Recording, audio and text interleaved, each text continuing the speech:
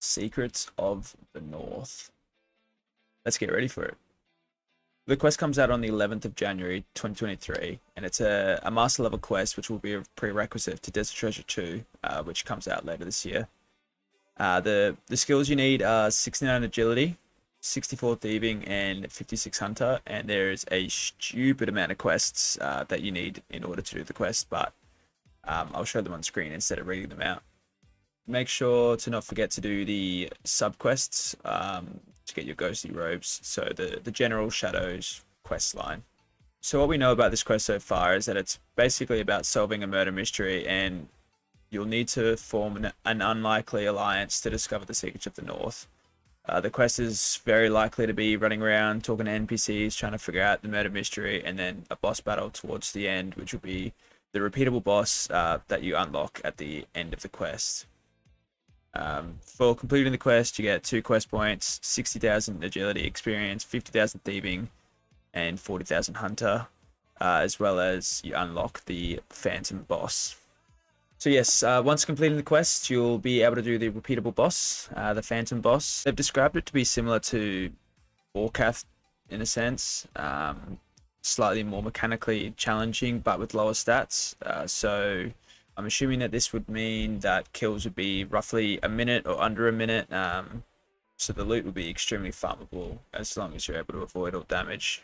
We don't know what any of the mechanics are just yet, so it might be a boss where you take a lot of damage very quickly, and that might mean that you aren't able to do as long of trips. But it seems to be something between like Sarachnis to Vorkath for the lower level players.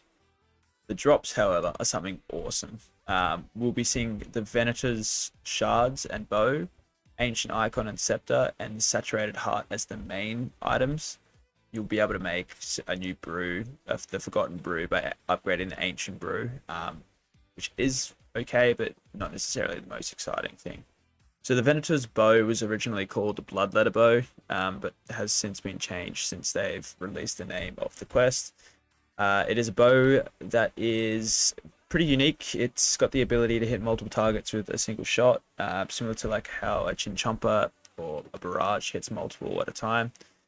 You charge the bow using the ancient essence that you get from the boss, and the attack will be able to bounce between targets within a certain range. I believe how it works is it does 100% damage to the primary target and does 66% to 2 NPCs surrounding. You will be able to use the bow without charges, however, it is significantly better with charges. And for non-Iron Men, the Venator's Shards are tradable, so you can just go to the G and fill it up. Alright, how this weapon works. So in this diagram, if the blue square is the primary target, the purple square is where it would bounce off to, or where it could bounce off to, and the black squares are out of range. So it's only within a 3x3 tiles circumference. However, in the orange squares is where the secondary bounce of the arrows could go to. It's a bit of a complicated one. It will make more sense once it comes out, but essentially the arrows just bounce between NPCs, I believe, until the arrow breaks, or maybe it's a certain amount. I don't know if that's necessarily specified. Here's some comparisons, how this bow racks up against some of the best in slot range weapons already in the game. You can pause and have a look if you like. There's no point of me describing this. So next is the Soulblight icon and Sceptre. Basically, you get the Soulblight icon, which is an untradeable artifact dropped from the boss itself, and you take it to an NPC, and you'll be able to combine an ancient staff with the icon to create the Soulblight Sceptre. This is an untradeable weapon that is designed to sit between the ancient staff and the Kodai wand, and essentially it buffs all your ancient magics by 10%. This means that healing from blood spells will be 10% more effective, freeze times become 10% longer, all the other effects from shadow and smoke spells also get the 10% boost. And all of these will be usable in PvP situations, so PKs out there will be loving this. The requirements to use the new Sceptre, however, are 70 magic and 60 strength.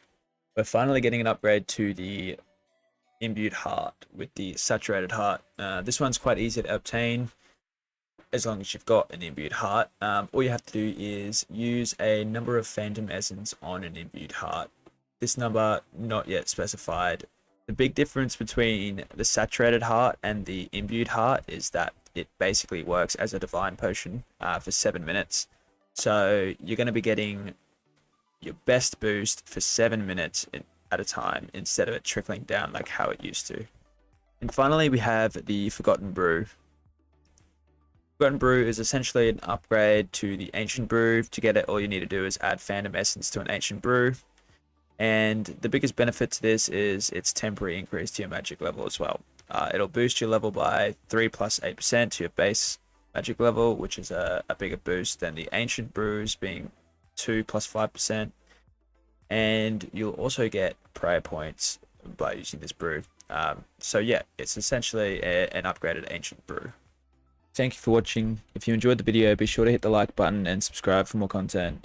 If you'd like to see more of my content, follow me on Twitch at NARF. It's the links are in the bio. I will also link the news articles if you would like to read up more on this update. And I will see you next time.